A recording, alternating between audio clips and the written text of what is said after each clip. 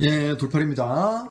자, 토요일날 있었던 6라운드 전매청과의 경기 6천석이 이제 매진이 된 가운데 시원하게 셧아웃으로 승점 3점을 탔는데 성공을 한 핑크거미 팀이었습니다. 이번에 공중파로 방송하기로 한 결정은 아주 그냥 KBS에서 판단 잘한 것 같아요. 예, 시청률 좀 나왔을 것 같습니다. 자, 그래서 핑크거미의 승리의 요인을 좀 보자면은 첫 번째로 그냥 쉽게 생각해서 체력 차이가 좀 있었죠. 핑크거미는 저번 시합에서 물론 지긴 졌는데 4세트 경기를 하고 3일을 쉬었고 전매청은 5세트 접전을 했는데 이틀밖에 못 쉬었어요. 그런 차이가 약간 있었습니다. 그래서 엘리자벳도 2, 3세트 때는 리듬을 좀 찾았는데 1세트에 리듬을 찾기 전까지 1세트 체력이 저하돼서 좀 몸이 둔했고 범실도 많이 했죠. 1세트만 따지면은 마이너스 공격 효율을 보일 정도로 몸이 안 풀렸다는 것을 볼 수가 있었습니다. 그 다음에는 서브를 효과적으로 넣었던 요인이 있는데요. 원래 우리가 목적타라는 것은 리시브 능력이 약한 사람에게 서브를 넣어서 서브 에이스를 노린다든지 아니면은 리시브가 어려운 공이 올라가게 해서 상대의 공격을 흔들어 놓는다든지 아니면 에이스에게 목적타를 넣는다든지 그런 목적으로 넣는 건데 요번엔 좀 달랐습니다. 요거를 유머니랑 장소연 위원 두 사람이 다 지적을 한 내용인데 전매청은 어디가 세요? 미들브로카가 세단 말입니다. 양뽕의 후예인 정뽕 정우영을 위시해서 가운데에서 속공이라든지 블로킹이라든지 이렇게 굉장히 무시무시한 팀이거든요. 아파트에 밀리지 않을 정도로. 그래서 정뽕을 효과적으로 공격을 차단하지 못했을 때 한 번 진 적도 있잖아요. 핑크거미가 진 적도 있습니다. 상대전에서. 그래서 어떻게 했냐면은 그러니까 목적타를 어떤 사람을 목적으로 이렇게 보내는 게 아니라 미들브로커 근처에 있는 사람에게 보내는 거예요. 예, 미들브로카는 리시브를 받지 않죠. 왜냐면은 경기장 굉장히 옆에 있거나 아니면은 앞부분에 있거나 왜냐면 미들브로카는 전위에 있으니까. 그렇게 해서 리시브를 의도적으로 피하기 때문에 미들브로카가 서브볼을 받게 하는 거는 어렵습니다. 대신 근처로 보낸다는 거죠. 그럼 근처로 보내면 무슨 효과가 있느냐? 미들브로카가 이제 움직이는데 그 동선을 방해하겠다는 겁니다. 특히 정뽕. 그러니까 미들브로카 자기가 움직여야 되는데 그 앞에서 공이 왔다 갔다 하면은 아무래도 신경도 쓰이고 움직이기가 원활하지 않겠죠. 그래서 정뽕이랑 은붕어에게도 이제 짧은 서브가 가가지고 둘이 리시브를 받은 적도 한두 번 있습니다. 두 사람이 받은 적도, 직접 받은 적도. 그래가지고 요게 핑크거미가 직접 생각해낸 거는 아니고 저번 시합 때 이제 3대2로 해서 통장한테 전매청이 이겼잖아요. 그때 접전을 펼치고 통장이 좋은 경기력을 펼친 이유가 이제 그거였다는 거예요. 저는 그 시합을 안 봤는데 통장에서 그 작전을 맨 처음 썼다는 거예요. 저번 시합 때. 그래서 이번에 핑크거미가 미들브로카 근처로 공을 보내자라는 벤치마킹 했다는 겁니다. 그런데 그게 굉장히 효과가 있었습니다. 그래서 아까 말씀드렸다시피 1세트 22대 15 상황에서 정뽕이 리시브를 직접 한 적도 있었고 2세트 처음에 시작할 때 그때도 정뽕 근처로 리시브 서브를 보낸 공이 리시브 가는 경로하고 정뽕하고 겹쳐가지고 좀 우왕좌왕하는 모습 이런 것들이 있었단 말입니다. 자, 그런데 중간에 작전이 바뀌었어요. 어떻게 작전이 바뀌었냐면은 그게 성공적인 작전인데 왜 바꿨느냐? 미들브로커 근처로 보낸다는 거는 리시브를 3명이 보통 받잖아요. 양쪽 아웃사이드 히터하고 리베로가 받습니다. 리베로가 노란이고 소영 선배 박혜민 이렇게 셋이 받았죠. 그러니까 무작위로 간다는 겁니다. 특정 인물이 아니라 미들브로커 근처로 보내니까 셋 중에 아무나 이렇게 받을 거 아니겠어요? 근데 이렇게 받다 보니까 나머지 둘은 그럭저럭 하는데 노란 리베로가 란 리베죠 역시. 예, 양 팀에 지금 란 리베가 있습니다. 근데 노란 리베로가 리시브가 터지는 거예요. 보내다 보니까 그럴 의도는 아니었는데 리시브를 터트릴 의도가 아니었는데 터지는 거야. 그래서 그 기록지를 보셔도 나머지 두 사람보다 박혜민하고 소영 선배보다 노란 리베로가 리시브 효율이 가장 낮은 거 볼 수가 있습니다. 30%대죠. 그러니까 리베로가 30%대면은 상당히 안 좋은 거죠. 핑크검이랑 비교를 해보면 면팀장이 목적타를 많이 받았고 면팀장이 20%대니까 숫자상으로 보면 효율이 더 낮아요. 낮지만 일단 노란 리베로는 리베로라는 수비 전문 선수라는 점으로 봤을 때 낮다는 거 하고 그리고 제가 항상 말씀드리잖아요. 리시브 효율 기록지에 써있는 그 숫자는 정확하게 리시브한 게 얼마나 정확하냐만 나타내는 거지 부정확하게 리시브한 게 2m 밖으로 날아갔냐 5m 밖으로 날아갔냐 이것까지는 반영을 못해요. 근데 우리가 리시브를 터진다 하는 거는 리시버가 공을 딱 받았을 때 너무 멀리 날아가면은 굉장히 치명적이잖아요. 그런 게 많았습니다. 오늘 노란 리베로 서브 리시브 컨디션이 굉장히 안 좋았습니다. 그러다 보니까 작전을 바꾸자 하고 미들브로카가 어디 있느냐에 관계없이 노란 리베로한테 계속 목적타를 넣었습니다. 근데 계속 안 좋았어요. 그러다 보니까 2세트 때는 고이즈미 감독이 투 리베로 시스템으로 갔습니다. 그러니까 리시브 할 때는 최요소를 집어넣고 디그 할 때는 노란 리베로를 집어넣고 그렇게 하면은 체력도 아끼고 그 공의 속도가 좀 다르잖아요. 리시브랑 디그는. 그래서 리듬감을 되찾을 수 있게 좀 효율성을 꽤 한 건데, 자 그러면은 노란 리베로가 디그라도 잘했느냐? 디그도 그 양 아웃사이드 히터에 비해서 되게 적게 했습니다. 8개 했어요. 8개. 그러니까 디그도 적게 하고 리시브 효율이 제일 낮았고 수비 공헌도가 없었어요. 예, 그래가지고 좀 노란 리베로가 시합 끝나고 자책을 많이 하지 않았을까 좀 걱정이 되는데, 그러니까 컨디션이 매우 안 좋았고, 물론 오늘은 란리베도 디그의 공헌도라든지 점유율은 낮았습니다. 란리베도 디그를 8개밖에 안 했습니다. 근데 란리베는 리시브를 버텨줬거든요. 아주 좋진 않았어요. 그래도 40%대니까 그럭저럭 했단 말입니다. 그래서 이제 공격에서 갈렸다기보다는 승패를 결정하는 요인이 수비의 차이에 있었다라고, 상당한 비중을 차지했다라고 저는 봅니다. 제일 큰 비중은 세타 문제인데, 세타는 이제 뒤에 얘기하도록 하고요. 그리고 뭐니 해도 이제 요거는 한 장면을 말씀드리는 건데, 오늘 월드킴이 점수가 적었죠. 예, 그것도 이따가 세타 얘기하면서 할 건데, 점유율이 적었기 때문에 점수가 적었다고 볼 수가 있는데, 그런데 역시 총 득점이 중요한 게 아니에요. 정적인 한방. 사실 1세트는 큰 차이로 이기고 3세트는 차이는 적었지만 그래도 안정적으로 이겼는데, 2세트가 접전이었잖아요. 2세트가 접전이었던 이유는 중간에 박은서가 좀 투입이 돼서 많이 한 건데, 그것도 세타 얘기할 때 하고, 그래서 듀스까지 가는 접전이었습니다. 여기를 이겨야 반드시 유리한 상황으로 이끌어갈 수 있는 상황이었는데, 초접전이었는데, 문제가 이제 27대 27부터 명장면이 나왔죠. 그때 역시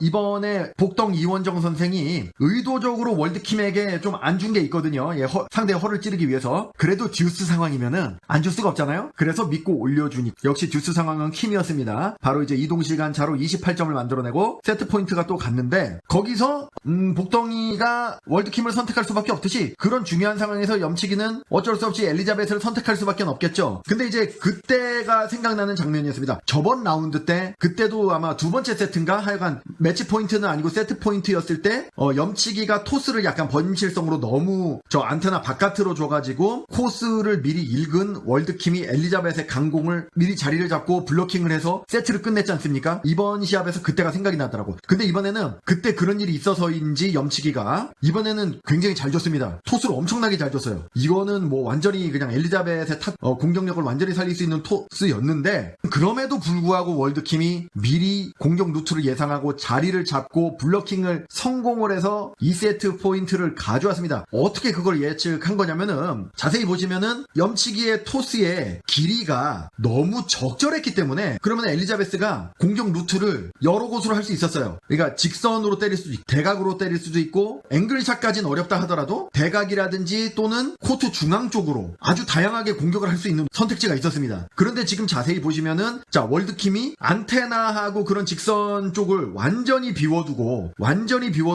오른쪽으로 이동해서 점프를 하는 걸 보실 수가 있습니다. 자, 이거 만약에 엘리자베스가 방향을 틀어서 직선 쪽으로 강스파이크를 날렸다면은 거기에 리베로도 없고 두리주아가 수비를 하고 있는데 그냥 어김없이 실점을 할 만한 상황이었거든요. 근데 여기를 왜 비워두고 모험을 했을까요? 제가 보기엔 저겁니다. 그러니까 엘리자베스가 파워, 높이, 점프, 스파이크 강도 뭐 이런 거는 지금 현재 V리그에서 최고지 않습니까? 한국 선수, 용병 선수 통틀어서. 그런데 페인트 공격이라든지 각도를 틀어서 때리는 능력이 부족합니다. 아직까지는 어리고 경험이, 그리고 특히 이런 클러치 상황, 듀스 접전에서는 더 그렇죠. 자, 그리고 게다가 염치기의 토스가 아주 적절하게 올랐잖아요. 자신의 엄청난 높이와 타점과 파워를 살려서 강스파이크를 날리기 아주 좋은 조건입니다. 제일 잘 살릴 수 있는 방법은 도움닫기를 해서 도약하는 방향하고 내 스파이크 방향이 일치해야 되겠죠. 점프 방향과 스파이크 방향이 동일하지 않고 이렇게 평행하지 않고 틀어서 때리면 파워가 약해지잖아요. 그리고 엘리자베스는 작년 시즌부터 지금까지 2년 동안 뛰었는데 도움닫기로 파워를 실어서 때리는 것을 굉장히 중시하는 스파이커입니다. 그러니까 달려오는 방향으로 다다다 달려와서 점프도 동일한 방향으로 하고 스파이크 스윙도 동일한 방향으로 하는 것을 굉장히 중시해요. 그러니까 그거를 미리 읽어내고 뛰어올 때부터 제 생각에는 월드킴은 저렇게 뛰어오니까 이쪽으로 때리겠구나라는 것을 미리 안 거예요. 게다가 너무나 중요한 상황이고 한 점으로 승패가 갈릴 수 있는 상황이니까, 그러면은 사람은 본능적으로 자기가 잘하는 걸 하게 돼 있거든요. 그러니까 그쪽을 그냥 과감하게 비워두고 어찌 보면 한쪽을 선택한 거죠. 그러니까 페널티킥 할 때 골키퍼가 한쪽 방향을 선택을 하잖아요. 그런데 완벽하게 키커의 심리를 읽은 골키퍼처럼 그쪽을 막아선 겁니다. 이러니까 이번에 포르투갈 사푼가 뭐 이상한 잡지에서 배구 최고의 영웅 해가지고 월드킴을 또 꼽은 거 아닙니까? 또 하루 이틀 전에.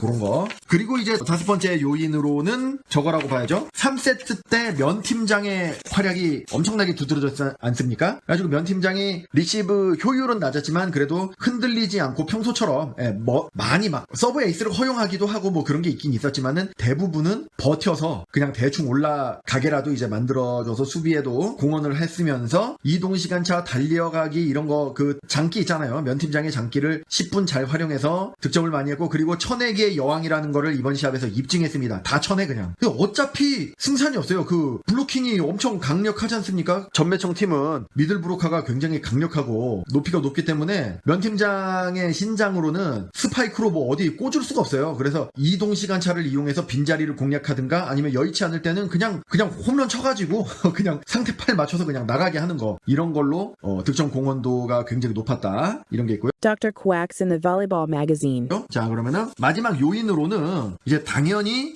복동 이원정 세타의 공헌을 얘기를 하지 않을 수가 없습니다. 저번에 함스트링 부상으로 결장을 했기 때문에 오늘도 안 나오지 않을까 조마조마했는데 저번에 한 시합을 쉬었기 때문에 오히려 좋은 컨디션으로 시합을 했던 것 같습니다. 자, 그때 함스트링이 오른쪽 다리에 근육이 올라왔었기 때문에 저걸 뭐라 그러죠? 운동용 압박 스타킹이라 해야 되나? 저거를 오른쪽 다리에 전반적으로 착용을 하고 나온 거를 볼 수가 있었고 이번에 복덩이 생각했던 그런 전략은 되게 많아요. 엄청나게 많아가지고 일단은 그 토스 말고 딴 거를 얘기를 해보면은 역시 지금 현재 활동하는 주전 세타들 중에서 가장 강력한 블로킹 능력 실제로 블로킹 득점도 하나 있었고 블로킹 어시스트를 많이 했습니다. 원래 김다솔이나 박은서가 주전이면 상대팀은 그쪽으로 세타 쪽으로 낮은 쪽을 공략하지 않습니까? 전매청도 그래도 그 나머지 사람들 중에서는 복덩이가 제일 낮으니까 그쪽을 공략했는데 블로킹 높이가 엄청 높은 거야. 그러니까 뭐 호락호락하게 되지 않았죠. 이번에 2세트에 13대 16, 14대 18 요 상황에서 복덩 토스 페인트 2단 공격 복덩 페인트를 완벽하게 그게 왜 그러냐면은 상대방 전이 미들브로카가 정뽕이었거든요. 근데 그 정뽕은 양쪽에서 오른쪽에서 공격이 올지 왼쪽에서 공격이 올지 기다렸다가 리딩 블로킹을 해야 되는 상황이었거든요. 그러다 보니까 점프를 안 하고 점프할 준비로 웅크리고 있었죠. 그러니까 그거를 딱 보고 토스 페인트를 한 거예요. 복덩 이원정도 타점이 높기 때문에 그 토스할 때 되게 높거든요. 타점이. 그러니까 그 공격에 위력이 있습니다. 살살 치더라도 단순히 그냥 생각한 대로 토스만 하는 게 아니라 코트의 상황을 보고 적재적소에 페인트도 그렇게 넣는다는 거죠. 전체적인 코트의 상황을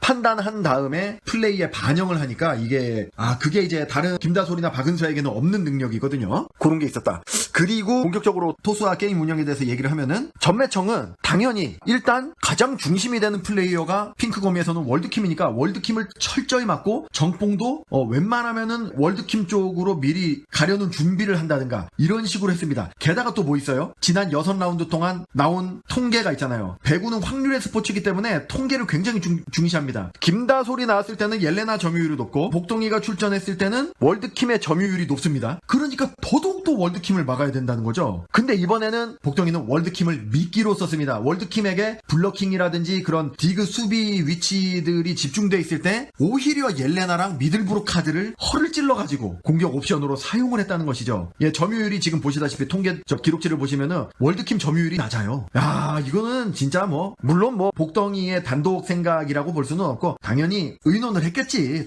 저 시합하기 전에 회의를 해서 결정한 거겠지만은 그래도 어쨌거나 실행을 옮긴 거는 복덩이니까 그랬습니다. 그래서 두리주아랑 김나희도 꽤 득점이 있었죠, 그죠? 리시브가 효율이 아주 썩 좋진 않았기 때문에 특히 점유율이 높았던 면팀장의 리시브 효율이 안 좋았기 때문에 그래도 제법 어렵다 싶은 공이 좀 올라왔는데 그렇게 안 좋은 공이 올라와도 그럭저럭 보낸다는 거예요. 언더토스도 그럭저럭 보내는 겁니다. 당연히 리시버가 좋은 공을 올려줬을 때 염치기 같은 경우는 리시버가 좋은 공이 올라와서 토스하기 좋은 공이 올라오면은 굉장히 경험이 많고 재능도 있는 선수이기 때문에 정말 엄청나게 창의적인 플레이와 정확한 토스가 올라갑니다. 그거는 염치기를 당할 세타는 없다고 봐야죠. 그런데 불안한 공이 올라오면은 토스하기 어려운 공이 올라와서 이동을 하면서 자기가 다다다 달려가면서 토스를 해야 될 때는 굉장히 부정확하게 겨우겨우 올려놓는 토스를 하는 게 염치기가 좀 부족한 점이거든요. 근데 이원정은 리시브가 터진 공이 올라와도 아주 정확하기는 당연히 안 되지만 그래도 그럭저럭 공격수가 어떻게든 꾸역꾸역 처리할 수 있을 정도로는 올려줬다는 겁니다.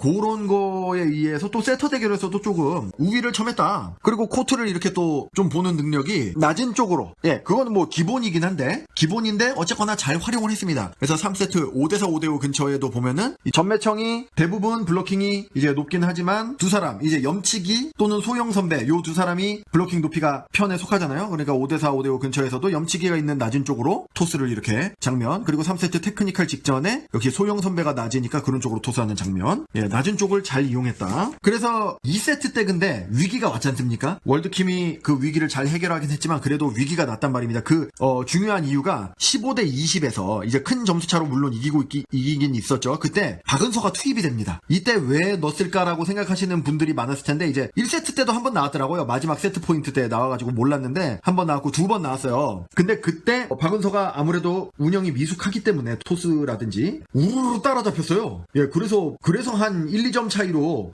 추격을 허용했거든요. 근데 제가 보기에는 두 가지 이유가 있습니다. 그러니까 무리해서 투입한 거거든요. 15대 20에서 투입했으니까 5점 차이니까 매우 유리한 상황은 아니었음에도 불구하고 투입했던 이유는 일단은 복덩이가 체력이라든지 부상 리스크가 있으니까 조금 풀타임을 뛰게 하기는 좀 그렇다. 그렇기 때문에 벤치에서 좀 쉬게 해주는 이유가 있고, 두 번째로는 바로 저번 시합 때 입증이 됐잖아요. 단자형이 많은 걸 깨달았을 겁니다. 김다솔, 박은서 두 사람으로 시합을 운영해보니까 도저히 안 되지 않습니까? 복덩 이원정에게만 의존을 해가지고 하다가 결장을 하게 되면은 그냥 무조건 지는 팀이다라는 거를 단자형이 깨달은 것 같아요. 그러니까 연습을 시켜야 되는데 활용할 수 있는 세타가 3명이잖아요. 그런데 문제가 뭐냐면은 김다솔, 박은서도 활용을 하기는 해야 되는데 그 중에 생각하는 게 박은서가 실전 경험이 굉장히 적잖아요. 김다솔은 실전 경험이 매우 풍부하잖아요. 2시즌 동안 주전을 했기 때문에. 그러니까 실전 경험을 쌓아야 언제라도 투입할 수 있는 역량으로 조금 끌어올리려면은 투입을 해야 되는데, 근데 그게 그 점수 차이가 많이 난 세트만 기다렸다가는 지금 시합이 2시합밖에 안 남았는데 시즌이 6라운드가 그러면은 경험 쌓기가 좀 그러니까 무리해서 좀 투입하지 않았나. 김다솔은 투입을 안 해도 되죠. 그러니까 실전 경험이 많기 때문에 그 경험을 쌓기 위한 목적으로는 투입할 필요가 없고, 박은서를 무리해서 투입을 해서 조금 세트 후반부에도 좀 하는, 그런데 그거 하려다가 세트 스코어를 잃을 뻔하기는 했습니다만 그런 이유가 있지 않았나 저는 생각을 하고요. 그런데 3세트도 그 2세트의 듀스만큼은 아니지만 접전을 펼쳤어요. 2, 3점 차이밖에 안 났거든요. 그 세트 쫙 가면서 2, 3점 차이밖에 안 났기 때문에 충분히 따라갈 수가 있었는데, 그 3세트 후반부에 보면은 전의를 좀 상실한 모습이 전매청 멤버들에게 그런 기색이 역력했습니다. 그러니까 20대 19 정도의 이제 벤치에 앉아있는 정봉의 이제 멘탈이 가출한 모습, 이런 것도 있었고, 그 다음에 21대 19 정도에서는 소영 선배도 애써 웃어 보이려고는 하지만은 조금 의기소침한 듯한 인상이 보였고요. 전매청 응원단들도 약간 활기가 좀 없었습니다. 그러니까 좀 이상하잖아요. 그런데 이제 그거를 왜 그랬나라고 좀 해보면은 그 삼산체육관 6,000석이 매진됐잖아요. 거기에 제가 보기에는 한 5,500명 정도는 핑크거미 응원단인 것 같더라고요. 이게 이제 위압감이 안 들 수가 없겠죠. 와, 3세트 이제 그 마지막 세트 포인트 때도 그 염치기 서브 넣을 때 있지 않습니까? 그 관객이 다 일어나가지고 그 서브 넣는 염치기를 노려보는데 내가 보기에도 무섭더라고요. 테레비 화면을 보는데도 위압감이 엄청 느껴지더라고. 그러니까 제 아무리 산전수전 겪은 염치기라 할지라도 그 부담감이 장난이 아니죠. 서브 범실로 그냥 시합이 마무리되지 않았습니까? 그 홈그라운드의 이점, 이런 게 굉장히 잘 살려져 있었고, 그리고 이제 그런 상황, 만약에 3세트를 으쌰으쌰해서 전매청에서 이겼어요. 근데 그래도 2대1이지 않습니까? 세트 스코어가? 그런데 또 4세트 또 지면 어떡해? 그러면 어차피 승점을 못 따고. 그래서 4세트로 꾸역꾸역 이겼어. 근데 5세트로 갔어. 그리고 5세트에서 지면 어떡해? 그러면 또 승점 1점밖에 안 되고. 그러니까 이게 전의가 상실되는 거죠. 너무 끝이 보이지 않는다고나 할까? 그런 것도 있고, 그 시합만 따지면 또 그런데, 순위표를 보시면은, 전매청 입장에서 봤을 때, 준 플레이오프를 가는 게 목표지 않습니까? 그러면은, 이번 시합에서 승점을 2, 3점은 땄어야 돼요. 그래야 유리. 왜냐면은 이제 이거 끝나고 남은 시합이 아파트입니다. 하나 남았는데 그게 아파트야. 그러니까 굉장히 어렵잖아요. 도로공사는 지금 2시합이 남았는데, 운이 완전히 따르는 거죠. 가장 이제 최근으로 다가오는 시합이 후추페퍼입니다. 근데 지금 니아리드 그 출국 조치 당하고, 그러면서 이경수 감독 대행이 발표했잖아요. 이제 남은 시합은 박사랑 세타 체계로 간다. 그리고 원래 주전이 아니었던 멤버들을 기용을 많이 할 생각이다라고 공식적으로 발표를 했습니다. 그렇지 않아도 후추페퍼는 약팀인데 거기에서 후보를 위주로 하고 용병도 없다. 그러면 승점 3점이 거의 확실하거든요. 도공이. 그리고 6라운드 가장 마지막 시합이 기름집입니다. 그때쯤 돼서 기름 기름집이 만약에 승점을 많이 땄으면 모르겠는데 혹시나 통장에게 기름집에 좀 큰 차이로 이기지 못해가지고 동기부여가 없어진다. 그러면은 또 도로공사 입장에서는 쉬운 시합을 할 수가 있고 그래서 4, 5점은 걷더니 도로공사가 딸 수 있을 것 같거든요. 그래가지고 전매청이 전반적으로 그 봄배구가 굉장히 지금 어렵게 됐습니다. 올라갈 확률이 거의 기적이에요. 그러니까 이 모든 것들이 전매청 선수들의 그 마음에 부담감을 주는 거죠. 그러니까 그렇게 전의를 상실했던 게 아닌가 그렇게 된 겁니다. 이제 반면에 핑크거미는 매우 유리한 고지를 점령했습니다. 자, 승점 1점만 추가하면은 자력으로 리그 1위가 확정이 되고요. 남은 2시합 동안. 그 말은 반대로 보면 뭡니까? 아파트가 남은 2시합에서 6점을 따야 되는데 1점이라도 모자라면은 자동적으로 1위가 핑크거미한테 가는 겁니다. 지금 핑크거미가 1위를 할 가능성이 굉장히 높아요. 게다가 아까 말씀드렸듯이 아파트랑 전매청이 맞붙으니까 전매청은 눈에 불을 켜고 달라들 거 아니에요? 그러니까 이게 아파트도 지금 보통 일이 아닙니다. 그래서 지금 저렇게 되는 겁니다. 그 아파트랑 전매청이 붙는 전 시합이 핑크거미 대 통장 시합이거든요. 거기서 핑크거미가 승점을 1점이라도 획득한다면 2세트를 딴다면 아파트는 그 어떤 경우의 수라도 1위를 하지 못합니다. 그러면은 다음날 어떻게 하겠어요? 우리 닭장 대방출이라고 그래가지고 후보 선수를 기용을 해가지고 집어넣을 겁니다. 그러니까 남은 시합을 포기하는 거죠. 남은 2시합을. 그러면은 상대인 전매청은 승점 3점을 딸 수 있겠죠. 지금 이렇게 된 마당에서는 전매청 입장에서는 핑크거미가 제발 통장과의 시합에서 승점 1점을 따주기를 간절히 바랄 겁니다. 자, 그렇게 해가지고 이번 시합에 대해서 이 정도로 살펴보고요. 다음 영상으로 또 돌아오겠습니다. 뇌피셜 배구 돌팔이었습니다.